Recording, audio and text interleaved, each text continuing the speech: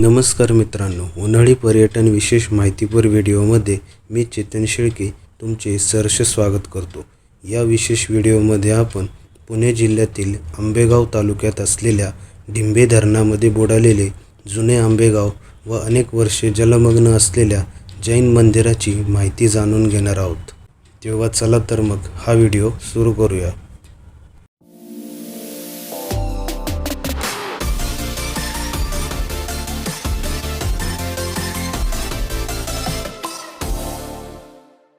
तर जलमग्न मंदिरांपैकी एक आणि ऐतिहासिक संदर्भांनी समृद्ध असे हे जैन मंदिर व जुने आंबेगाव गावठाण हे पुण्यापासून सुमारे 110 किलोमीटर अंतरावर आंबेगाव तालुक्यातील हुतात्मा बाबू गेनू जलाशयाच्या परिसरात म्हणजेच डिंभे धरणाच्या पाणलोट क्षेत्रात मध्यभागी वसलेलं आहे। हे मंदिर गाठण्यासाठी साधारण 3 ते 3.5 तासांचा प्रवास करावा लागतो।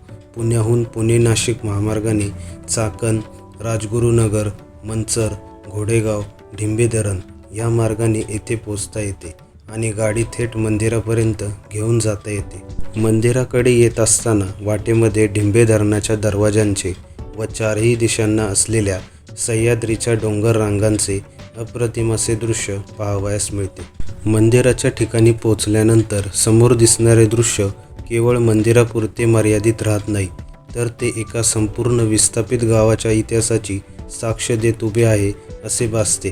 कारण मंदिराभोवती पसरलेले भग्न गाववाड्यांचे दगडविटांचे अवशेष पाहताना आपण भूतकाळात प्रवास करतो। धरणातील पाण्याखाली दीर्घकाळ राहूनही सुस्थितीत असलेली जैन मंदिराची बांधणी, सुंदर कोरीवकाम व नक्षीकाम त्या काळातील कौशल्याची साक्ष देते। उन्हाळ्यामध्ये साधारणतः एप्रिल ते जून महिन्यात धरणातील पाण्याची पातळी कमी झाल्यावर पाण्याखाली गेलेले जैन मंदिर व जुने आंबेगाव गावठाण पूर्णपणे उघडे पडते।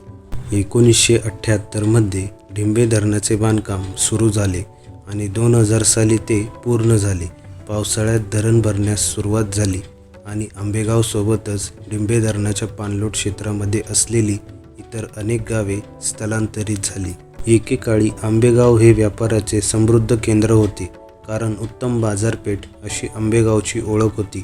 तसेच आंबेगाव तालुक्यातील आंबेगाव हेच तालुक्याचे मुख्य ठिकाण होते, त्यामुळे आंबेगाव हे तालुक्यातील किती सर्वसंपन्न गाव होते असे लक्षात येते। म्हणूनच आजही येथील स्थानिक लोक आपल्या जुन्या आठवणींना उजाळा देण्यासाठी येथे येत असतात।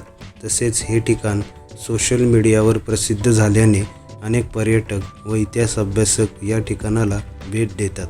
त्यामुळे एकूणच हे जैन मंदिर आणि सुंदर व शांत असा निशब्द परिसर विस्मृतीत गेलेल्या जुन्या आंबेगावचा सांस्कृतिक व ग्रामीण इतिहास जिवंत करतो। तेव्हा मित्रांनो, या उन्हाळ्यात तुम्ही उन्हाळी पर्यटनाला जाणार असाल तर या ठिकाणी अवश्य भेट दिली पाहिजे, कारण की तुम्हाला निसर्गरम्य प्रवास आणि जुन्या आंबेगावचा इतिहास एकत्र अनुभवता येईल। व्हिडिओ आवडला असेल तर अवश्य लाईक करा, जास्तीत जास्त शेअर करा, तुमच्या प्रतिक्रिया कमेंट करा आणि चॅनलला सबस्क्राईब करून बाजूच्या बेल आयकॉनवर क्लिक करा, म्हणजे तुम्हाला असेच नवनवीन व्हिडिओज भेटतील। तेव्हा चला तर मग पुन्हा भेटूयात पुढील उन्हाळी पर्यटन विशेष माहितीपर व्हिडिओमध्ये अशाच एका नवीन ठिकाणी। धन्यवाद।